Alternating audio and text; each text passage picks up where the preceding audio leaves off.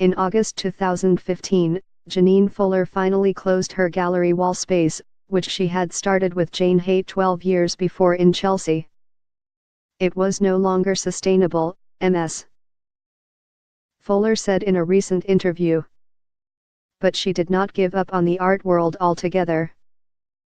Instead, in September Ms. Fuller opened the Park Slope pop-up gallery and cafe Wi-Fi with the artist and floral designer Simone Chubbuck. The idea is to create a model that is more affordable and flexible and allows galleries to come and occupy a space for a designated period of time, Ms. Fuller says there has to be a new way forward, and new models have to be investigated and explored because it's just not working.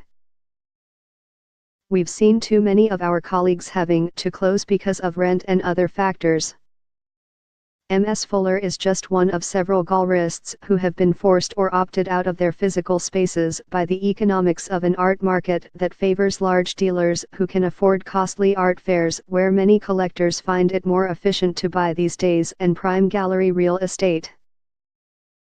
But rather than giving up, dealers are redefining what it means to be a gallerist, in some cases joining forces to create cooperatives and in others becoming virtual with just an online presence. "We're like a Silicon Valley startup," said Adam Scheffer, the president of the Art Dealers Association of America, speaking of gallerists generally.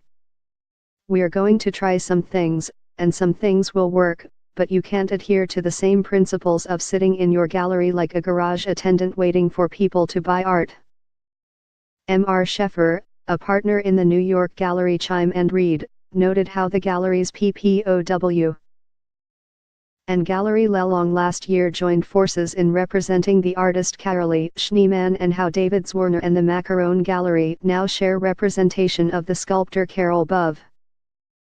"We are embracing the change as opposed to being afraid of it," Mr. Scheffer said. Similarly, the longtime dealer Andrea Rosen shocked the art world this year by announcing that she was closing her Chelsea space and would share representation of Felix Gonzalez Torres with Zwirner. To some extent, the art world is responding to the kind of consolidation that is occurring in other creative fields, like the music industry, and scrambling to adjust. Several Latin American galleries, for example, have come together to form Roberta, a collaborative exhibition space in the Glendale section of Los Angeles, Galeria Agustina Ferreira, Mexico City, and San Juan, Lodos, Mexico City, Proyectos Ultravioleta, Guatemala City, Carn, Bogotá, and BWSMX, Mexico City. What galleries need at this point is a more varied ecosystem for exhibiting internationally, connecting with curators and collectors, said Brett W. Schultz, who helped organize Roberta after closing his Mexico City space Jautepec, which he ran with Daniela Elbahara since 2008, and before opening BWSMX.